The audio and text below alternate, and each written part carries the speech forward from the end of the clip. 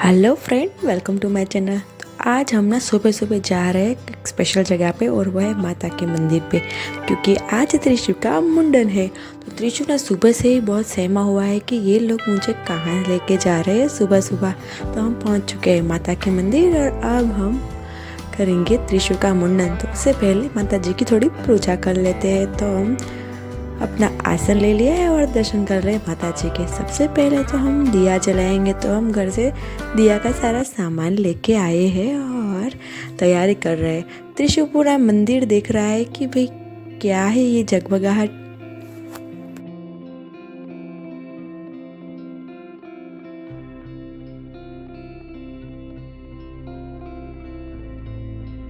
तो मैंने अब ना बादी सेट कर दी है दिए में और अभी हम दिया जलाएंगे पहले माता जी का और उसके बाद प्रसाद का भोग लगाएंगे।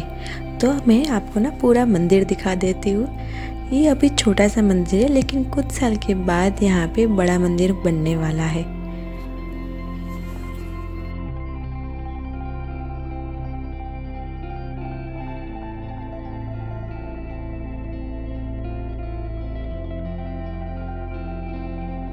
तो चलिए दिए के साथ माता जी की पूजा कर लेते हैं और त्रिशु को भी ना दर्शन करवा देते हैं माता जी के।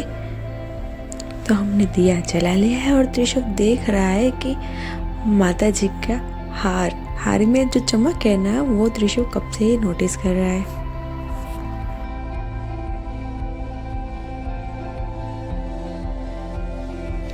अब त्रिशु को ना लग गई है छोटी छोटी भूख। तो अभी तो प्रसाद से ही पेट भरना पड़ेगा। तो त्रिशु को मिल गई है प्रसादी और अब चुपचाप थोड़ी बार बैठा रहेगा।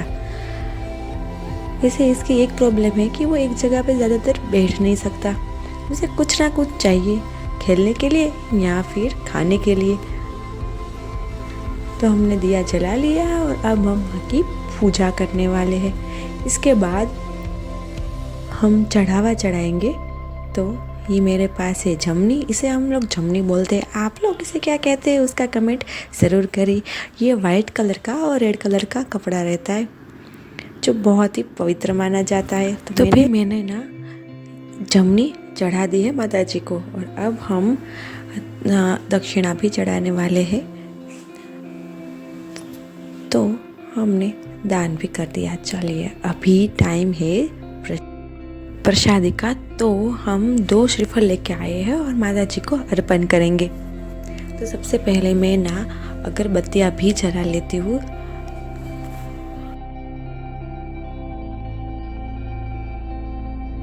और त्रिशु बहुत शांति से ना सब कुछ देख रहा है, क्योंकि उसको पता नहीं है कि थोड़ी देर के बाद उसका मुंडन होने वाला है।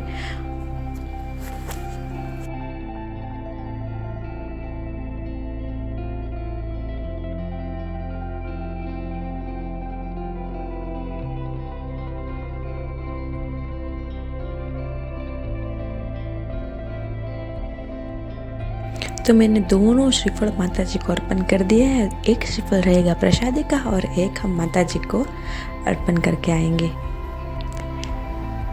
तो फिर चलिए अब माता जी के दर्शन कर लेते हैं।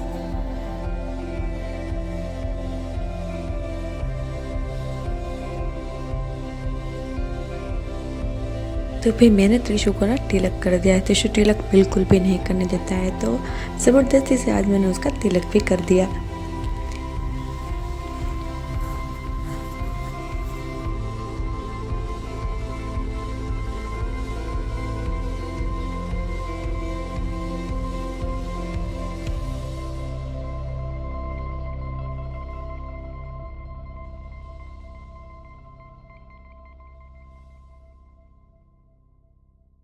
हम घर से ना जो घी लेके आए थे दान के लिए, वो एक डब्बे में रखा जाता है। तो मैं वही डब्बा ढूंढ रही हूँ और माता जी के लिए जो हम बादी के लिए जो घी लाए हैं ना, वो उसमें डाल के रख देते हैं। जब भी रोज दिया जलेगा ना, तो ये घी यूज़ होता है।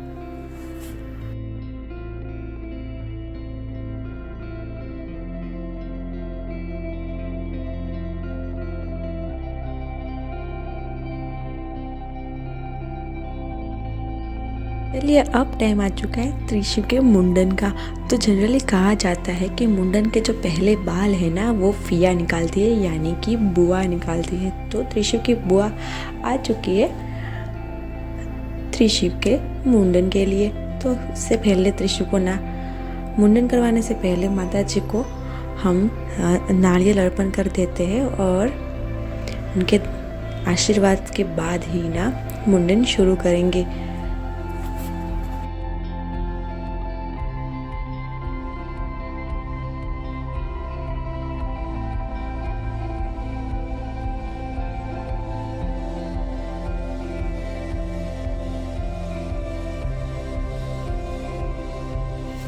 त्रिशु के फिया ने उसको ले लिया है गोदी में और अब हम लोग डिसाइड कर रहे हैं कि कहाँ से बाल काटे, आगे से या पीछे से।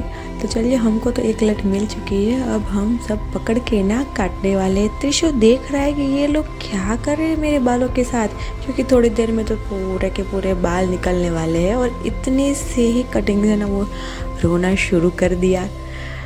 तो इस बालों को संभाल के रखना पड़ता है और इसके बाद जब सारे बाल उतर जाएंगे ना तो साथ में लेके उसको नदी में बहा दिया जाता है। ये पुराने काल से ये मान्यताएं चली आती है कि जो जन्म के साथ के बाल है उसे हमें निकालना पड़ता है, मुंडन करवाना पड़ता है।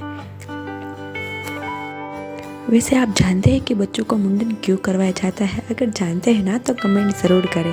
कहा जाता है कि मुंडन करवाने से ना बच्चों में बल, शक्ति और रोग प्रतिकारक शक्ति बढ़ जाती है। और इसी वजह से या तो 1 साल में, 3 साल में, 5 साल में या 7 साल के अंदर बच्चों के मुंडन करवाए जाते हैं।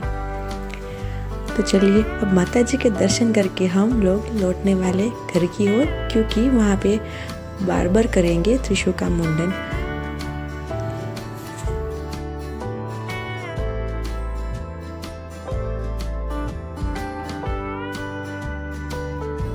वैसे कहा जाता है कि किसी भी तीर्थ स्थान को काम खत्म होते ही छोड़ते नहीं है, मतलब कि वहाँ पे ना कुछ घंटे बैठा जाता है, थोड़े टाइम बैठ के ना पूजा अर्चना की जाती है, माता जी का या फिर किसी भी देवता का स्मरण किया जाता है। तो हम ना थोड़ी देर बैठे मंदिर में और बच्चों को तो खेलने में बहुत मज़ा आ गया।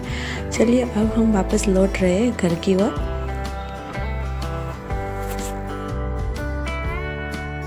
त्रिशु को बहुत तेज़ भूख भी लगी है, तो घर आते ही सामने देखा कि बार आ चुके हैं। और त्रिशु की फई ने तो बहुत अच्छा डेकोरेशन भी करके रखा है मुंडन का, लेकिन त्रिशु के मुंह पे बिल्कुल खुशी नहीं है क्योंकि उसके बाल निकलने वाले हैं। और मैं सोच रही हूँ कि ये कैसा लगेगा जब भी इसके बाल ही नहीं रहेंगे। तो त्रिशु को पकड़ के रखा है कस के, क्या कि हिले नहीं और उसको ब्लेड ना लगे। तो चलो आधे बाल तो निकल चुके हैं, अभी आधी जर्नी बाकी है। वैसे कहा जाता है ना बच्चों को फ़ोन नहीं देते, ये गलत आदत है, लेकिन आज फ़ोन की इसी आदत ने ना हमारा काम आसान कर दिया है। हम सामने से उसको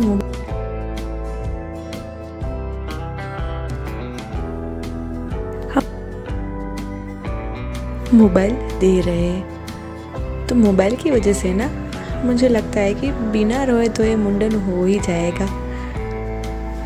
त्रिशु को ना बहुत ही कस के पकड़ के रखा है और उसे बिल्कुल भी पसंद नहीं एक जगह पे बैठना। तो दोनों हाथों से ना कस के पकड़ के रखा है, क्या कि ये रोए नहीं। वैसे बार्बर की मास्टर ही अच्छी है कि वो जल्दी जल्दी काम कर रहे हैं।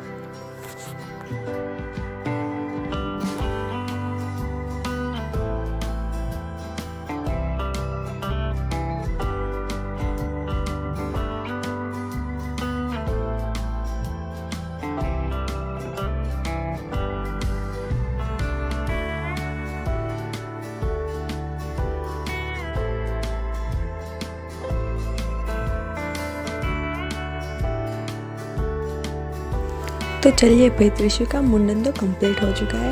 तो मुंडन में त्रिशु कैसा लग रहा है ना उसका कमेंट ज़रूर करें। वैसे मुंडन तो आराम से हो गया, लेकिन लास्ट में थोड़ी सी ब्लेड लग गई और खून भी बहुत सारा निकला और त्रिशु रोया भी बहुत।